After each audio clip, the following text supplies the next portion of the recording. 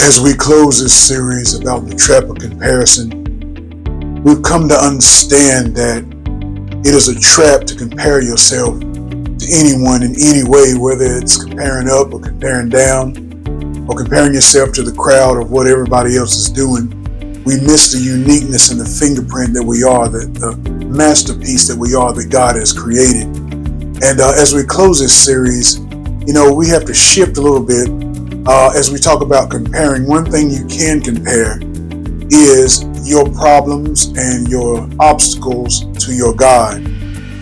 When David went out to fight Goliath, we've heard the story of David defeating Goliath, and how he defeated Goliath was he didn't look at how much bigger Goliath was than him. He looked at how much smaller Goliath was than his God. And when you start to compare the greatness of God to whatever you're facing, you'll realize how small that thing is, what a small matter it is when you serve a mighty, big God. And we have to understand that that's one area that we benefit from comparing. Compare everything you're dealing with. Compare all of your struggles and obstacles and problems to how big your God is. In fact, this is what God said about himself in Isaiah 40 in verse 25 through 26. To whom will you compare me? Or who is my equal, says the Holy One. Lift up your eyes and look to the heavens. Who created all these? Who brings out the starry hosts one by one and calls forth each of them by name? Because of his great power and mighty strength, no, not one of them is missing. What a mighty God we serve. Listen, compare your problems to your God, and you'll find that they pale in comparison to the mighty, wondrous God that we serve. Notice what he said, who will you compare me to? Who is my equal? Who measures up to God? That's what God says about himself. Who can we put up against God that God won't win? What a mighty God we serve. He said, look up at the heavens. We admire the earth and we admire the heavens. We admire the stars in the universe.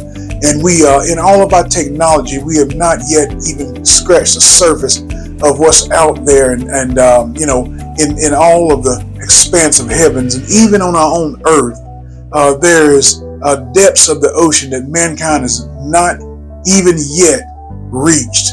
And but yet God says, I made all this, I created all this, and it's beyond your ability to understand it. It's beyond your ability to even fully discover it. He said, I'm God. Who will you compare me to? And when you look at that and you look at your problems and you look at what you're going through and you look at the tough situations you going through or coming through, stop looking at how big those situations seem. Stop looking at how big and bad your enemy may seem. Stop looking at the Goliaths in your life, the giants in your life, the problems in your life, the hang-ups in your life, and comparing them to yourself. Because compared to you, yeah, they're big, they're great, they're overpowering. But when you compare them to your God, who will you compare to God? What will you compare to God? What situation is too hard for God? The Bible says, is anything too hard for God? He is a way maker. He's a door opener. He closes doors that no man can shut on things from our past. And he opens doors that no one can close with opportunities for our future. He gives us favor. He heals our bodies. He works on our favor. What a mighty God we serve. Just compare your problem to your God, and you'll find that greater is he that is in you than he that is in the world.